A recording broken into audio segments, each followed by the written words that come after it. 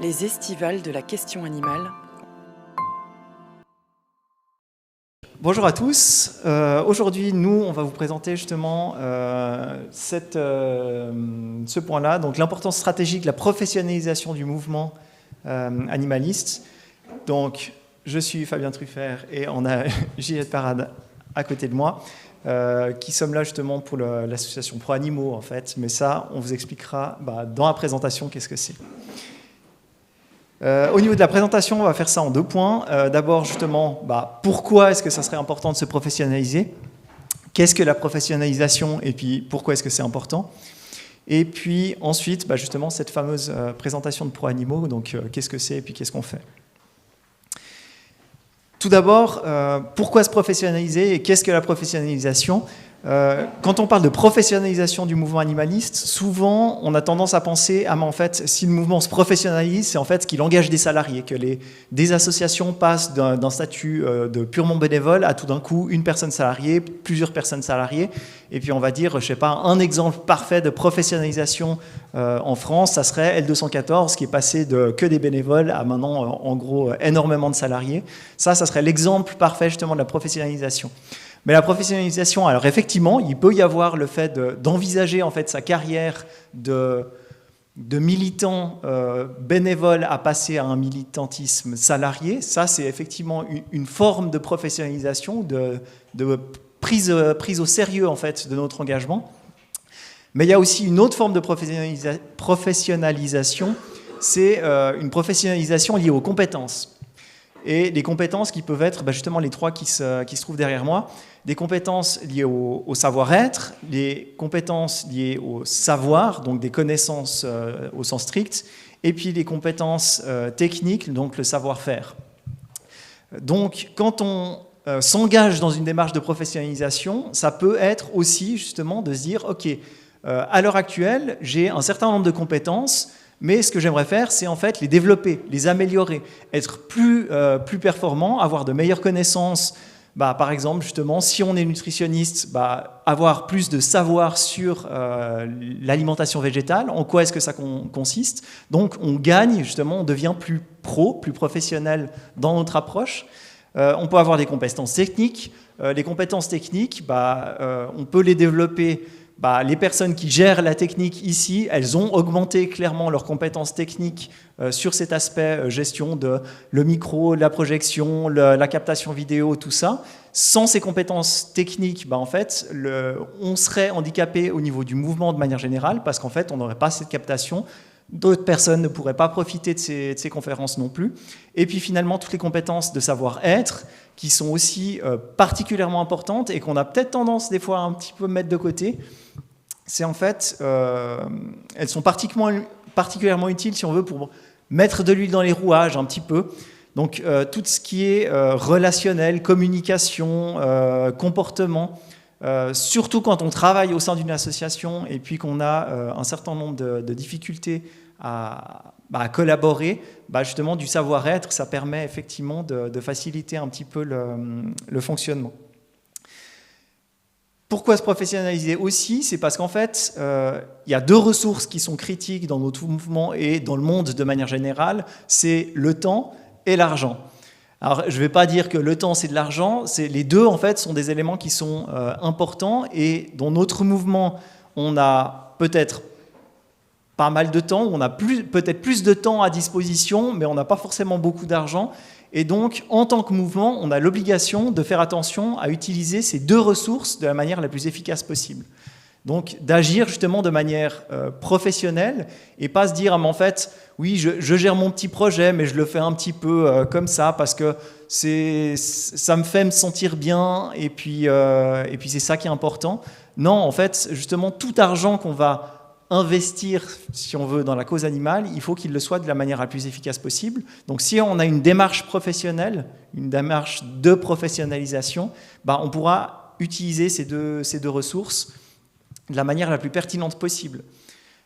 Si on a justement un projet qui demande énormément d'argent, en fait, on va évidemment pas confier ce projet à une personne qui va le gérer un petit peu au pied levé. On va le confier à quelqu'un qui est vraiment carré et qui a justement une approche qui sera vraiment pro. Et puis pareil, justement, sur le temps, si des personnes sont bénévoles ou volontaires dans une association, on ne peut pas se permettre de gaspiller en fait leur engagement qui leur coûte, parce que ça veut dire que potentiellement, justement, ils font du bénévolat, ils ne vont pas profiter de, je sais pas, sortir avec des amis, ils ne vont pas passer du temps avec leur famille. Le temps qu'ils veulent investir pour la cause animale, en fait, ils aimeraient qu'il le soit de la manière la plus efficace possible. Donc, nous, en tant que organisme, entité, justement, association qui engageons ces personnes, on a l'obligation, en fait, d'agir de manière professionnelle pour qu'elles puissent utiliser leur temps de la manière la plus efficace possible.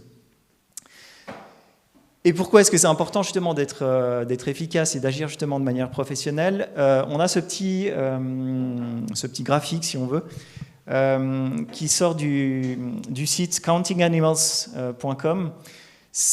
Il compare en fait, vous voyez justement avec certaines sommes, justement McDonald's et autres, plutôt des entreprises américaines pour le coup. Et puis, en bas en vert, des des associations qui sont, elles, animalistes, avec notamment, en petit ici, PETA, qui est pourtant pas une petite association, qui compare en fait les budgets de ces associations.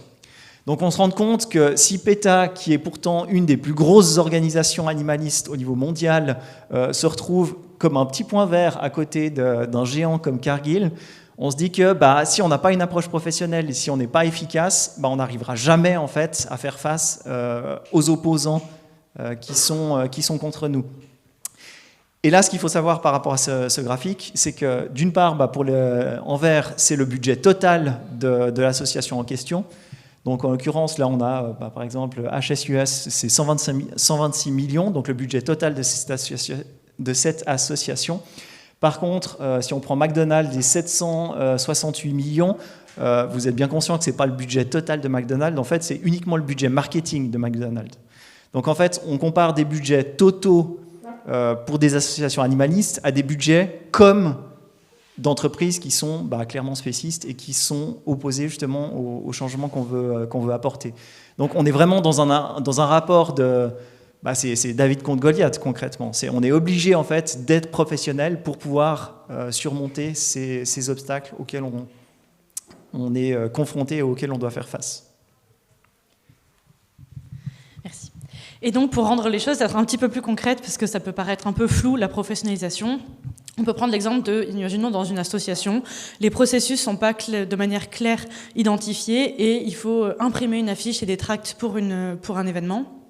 Et si jamais les processus ne sont pas bien dispatchés, les tâches bien affiliées aux personnes et temporellement définies, on peut se retrouver à imprimer les tracts au dernier moment, ils n'ont pas été relus, du coup ça coûte beaucoup plus cher à les faire livrer parce que on n'a pas le temps qu'il faut pour prévoir en avance. Et donc on se retrouve avec des choses qui sont moins qualitatives en termes de communication et qui ont coûté beaucoup plus cher à l'association.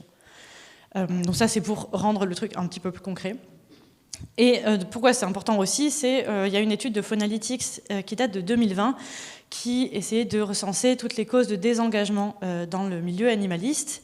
Et on retrouve les 4 problèmes principaux, donc ça va être des problèmes de leadership, le fait d'avoir trouvé une meilleure opportunité ailleurs, le fait de ne plus vouloir faire ce type précis de militantisme et le burn-out. Et en fait, dans ces 4 raisons-là, il y en a 3 qui peuvent être résolues par des questions de professionnalisation.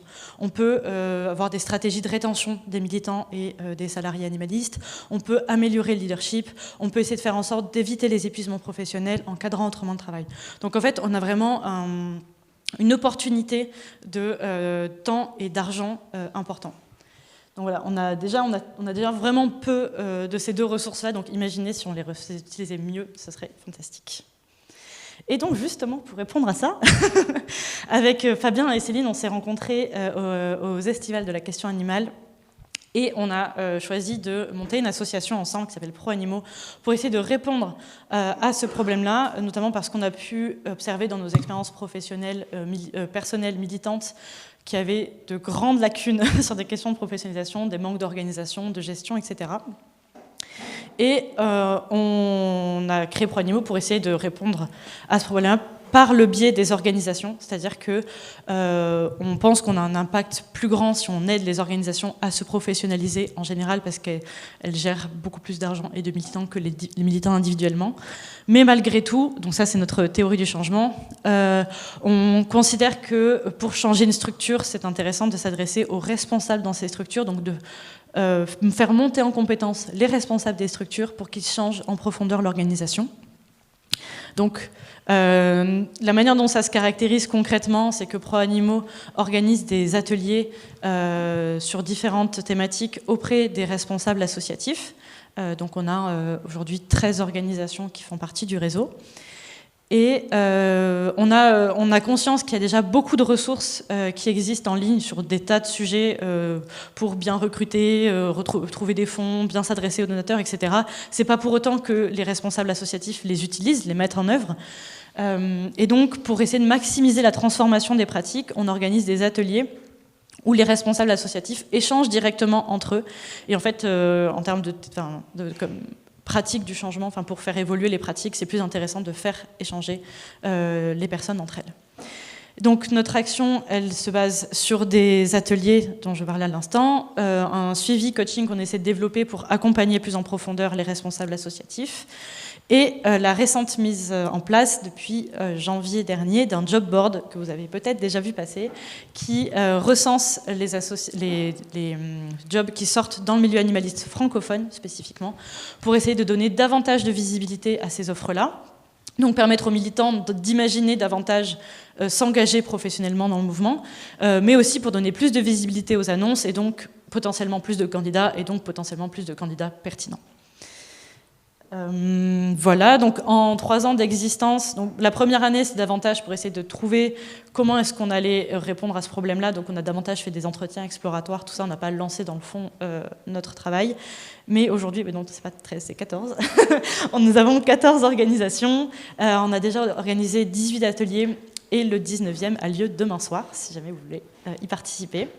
On a donc lancé ce job board animaliste francophone qui est mis à jour tous les 10 jours et qui recense en général entre 50 et 70 offres en temps réel, sachant que la plupart c'est sur de la LPO et de la SPA.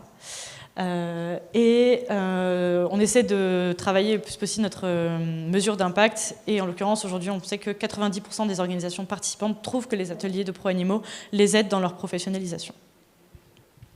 Et donc voilà, ça c'est un aperçu du job board que vous pouvez trouver sur notre site internet. Vous pouvez aussi vous abonner à la newsletter du job board pour être tenu au courant à chaque fois qu'il y a une mise à jour. Et si jamais vous êtes une organisation ou que vous avez vu passer une offre qui ne serait pas dans le job board, vous pouvez aussi la renseigner en remplissant le formulaire directement. Est-ce que j'ai oublié quelque chose? Je ne crois pas. Ok. Et merci beaucoup pour votre attention.